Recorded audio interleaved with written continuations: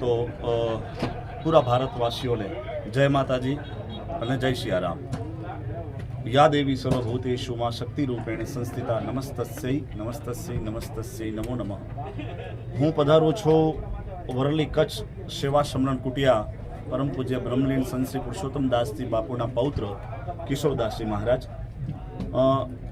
માં જગદંબાનો પર્વ એટલે આપણી નવરાત્રિ, અને જ્યારે આજે શિવાલિકા ગ્રુપ દ્વારા બહુ મોટું ભવ્યથી ભવ્ય આયોજન કરવામાં આવ્યું છે, એમાં અમે સૌ સંતો વધાર્યા છીએ અને એક સંદેશ બધાને આપવો છે કે આ જ્યારે જગદંબાનું પર્વ છે, આ પર્વ આપણે માને પ્રસન્ન કરવા માટેનું પર્વ છે, કોઈને આપણનું કાંઈ પણ બતાવવા માટેનું પર્વ નથી। પહેલી વાત તો સનાતનના સનાતન ધર્મના નેજા હેઠળ જીવવાવાળા દરેક જીવ, દરેક માનવને આ એક સંદેશ અમે અહીંયાથી આપવા માંગીએ છીએ કે આપણે સૌ સનાતનીઓ છીએ, એ માની આરાધના માટેના 9 દિવસ છે। એટલે આજે બહુ મોટું એક શિવાલિકા ગ્રુપનું અંકિતભાઈના માધ્યમથી એમની ટીમે, હું અંકિતભાઈને કહીશ કે આપ જરા આગળ આવો, અને અમારા બાપુ આજે બધા સંતો આજે અમારી સાથે આવી અને આજે આનો પ્રારંભ કર્યો છે।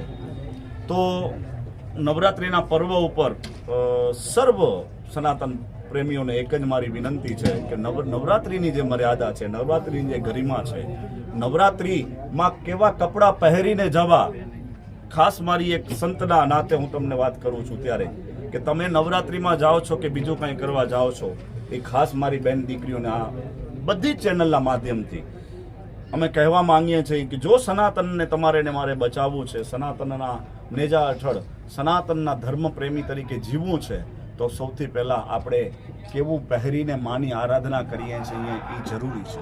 આ સંતો શું કામ ભગવા લુગડાધારી પહેરીને ફરે છે? આ જો અમારા ભુવાજી આ બધું કરી શકે છે, પણ જ્યારે આવો પર્વ આવે, માની ઉપાસનાનો પર્વ આવે, કોઈ પણની સાધના આવે, ત્યારે આપણો પહેરવેશ કેવો હોવો જોઈએ એ પહેલી પ્રાયોરિટી હોય છે। એટલે હું આજે નવરાત્રિના પ્રારંભના દિવસે સનાતન ધર્મ પ્રેમીને સૌને કહેવા માંગુ છું કે આપની મર્યાદામાં રહી અને નવરાત્રિમાં માની આરાધના કરો, ખૂબ રમો, માં પ્રસન્ન થાય। અને જગદંબા આપણા શરીરમાં આવે છે એનું પ્રમાણ એ છે કે તમારી ને મારી ઉંમરની તમને ને મને ખબર નથી હોતી, ને જગદંબા જ્યારે તમને ને મને સાક્ષાત એની કૃપા વરસે છે ને ત્યારે તમને ને મને 9 દિવસ થાક નથી લાગતો, એનું આ પ્રમાણ છે। પણ મારી એક સંત તરીકેની ખાસ વિનંતી છે કે જે માની ઉપાસના કરવી છે તો આપણી મર્યાદા, આપણી ગરિમા અને આપણે સનાતનીઓ છીએ એની એક અહેસાસ આખા સમાજને થવો જોઈએ। એટલે આજે શિવાલિકા ગ્રુપના દરેક ભાઈઓને મેં ખાસ વિનંતી પણ કરી છે, અને આ ચેનલોના માધ્યમથી આપને પણ વિનંતી કરું છું કે નવરાત્રિના દિવસો એવા આનંદથી ઉજવો કે આવનારા 12 મહિના આનંદમય જગદંબા આપણા જીવનમાં ઉતરે અને એવો પ્રકાશ થાય કે આપણે જીવન સાક્ષાત પરમાત્મા જે જગદંબા છે એના શરણમાં જીવીએ। ખાસ કરીને આયોજકો માટે ધ્યાન રાખવાની બાબત હોય છે, નવરાત્રિમાં જે સલામતી હોય છે એ બહુ ઓછી જળવાય છે, એના માટે 9 દિવસનું શું તમારું? જી, આપના માધ્યમથી એક બહુ સારો સંદેશ કહેવા માંગુ છું કે આયોજકો, મારી એક ખાસ વિનંતી છે કે આયોજકો જ્યારે આયોજન કરે એની ઉપર પહેલું તો એક જ વસ્તુનો આગ્રહ રાખવો જોઈએ। મારી કોઈને એમ નથી સચોટ કે તમારે આમ જ કરવું એમ, પણ મારી વિનંતી છે આયોજકોને કે પહેલા તો તમે ડ્રેસ કોડ નક્કી કરાવી નાખજો। જો સનાતનના માધ્યમથી આ ગરબીના આયોજન કરતા હો તો, કારણ કે આજના સમયની સાંપ્રત સમયની અંદર આપણે જોઈએ છીએ કે બેન દીકરીઓ શું પહેરીને આવે છે, અને પછી જે બનાવોની ઘટના ઘટે છે એનો દોષ આપણે પાછા એકબીજા ઉપર ઢોળતા થઈ ગયા છીએ। મર્યાદા હોવી જોઈએ, દરેક જગ્યા ઉપર દરેક વસ્તુની મર્યાદા હોવી જોઈએ। એટલે માપદંડ અમે નથી નક્કી કરવા માંગતા, તમારે પોતાને નક્કી કરવાનો છે કે અમારો માપદંડ શું છે, અમે ક્યાં જઈએ છીએ અને કેની ઉપાસના કરીએ છીએ।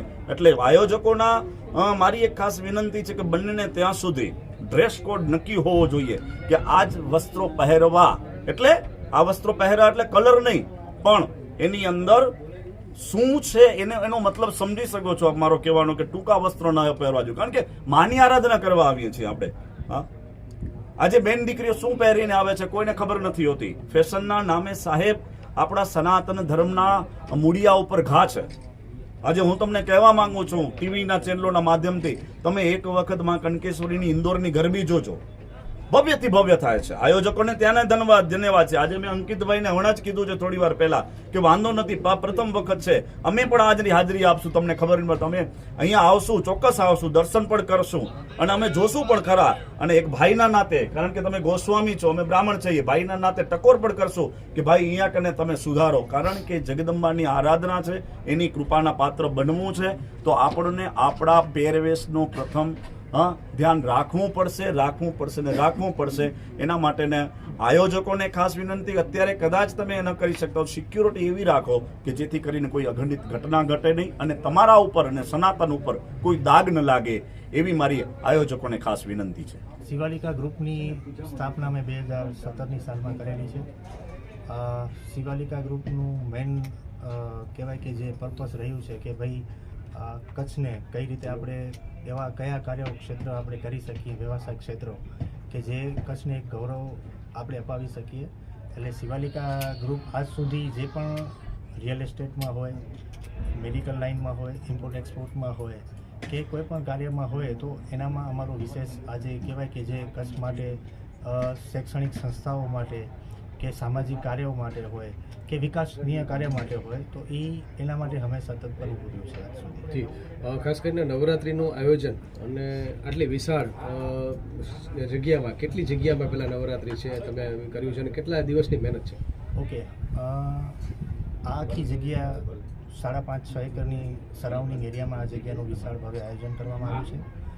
અને 22 જુલાઈ અમે ત્યારે એક બીજું ઝડપ્યું કે ભાઈ એક નવરાત્રિનું આયોજન કરીએ.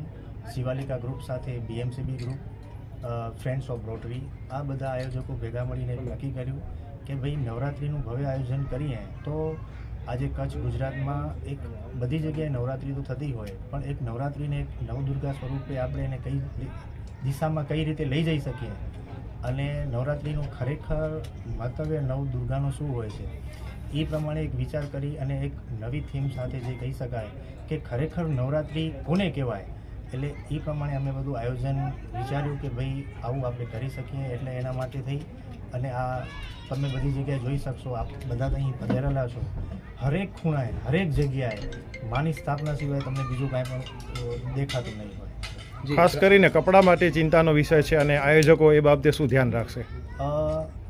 આ નવરાત્રિમાં અત્યારે તો આ સૌથી શિવાલિકા ગ્રુપ એક ચર્ચામાં રહી છે. એટલે આના માટે થઈને અમે અંદર 50 બાઉન્સર રાખ્યા છે, 50 થી 55. બહારની સાઈડ સિક્યુરિટીઝ 40થી વધારે રાખી છે. એના ઉપરાંત ફ્રેન્ડ્સ ઓફ રોટરીઝ, એ લોકો 30-35 જણાની એ લોકોની ટીમ છે જે કાર્યરત રહેશે. એની સાથે BMCB જે છે ગ્રુપ, એમની પણ ટીમ છે, શિવાલિકા ગ્રુપની ટીમ છે. એટલે 150 જણાની ટીમ આ નવરાત્રિને કઈ રીતે આપણે મર્યાદા જાળવી રખાય એ માટેના એકદમ અમે પ્રોપર અને પ્લાનિંગથી મેનેજમેન્ટ કર્યું છે.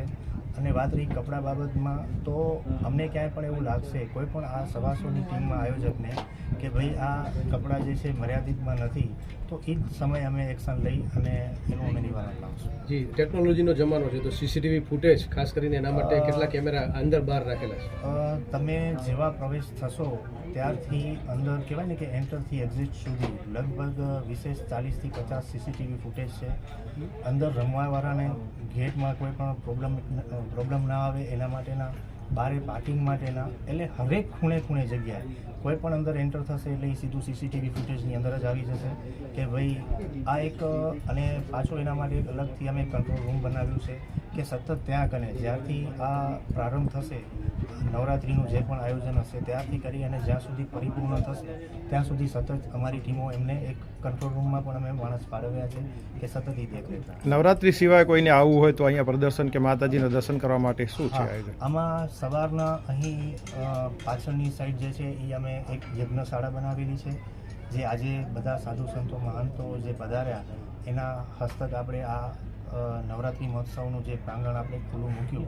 તો એનામાં સવારના 9 વાગ્યાથી કરી અને 11:30-12 વાગ્યા સુધીના અમારા જે નવચંડી પાઠ યજ્ઞ આ રોજ સવારના અને 11 દિવસ આ યજ્ઞો રહેશે. યજ્ઞોની સાથે અમારા 12 થી 13 જે છે પૂજારીઓ છે અને આ બધા માટે અમે દર્શન ખુલ્લા રાખેલા છે કે જે લોકોને પણ માની લો કે ભાઈ આવું છે તો એ સવારના 9-9:30 વાગ્યાથી કરી અને સાંજ સુધીનો જે એક સમય નક્કી કરેલો છે 6-7 વાગ્યા સુધી, એટલે કોઈ પણ આમાં અહીં દર્શન કરવા આવી શકશે. સાથે દર્શનની સાથે કદાચ એમને યજ્ઞમાં આહુતિ પણ આપવી હોય તો પણ એને લાભ અમે આપીશું.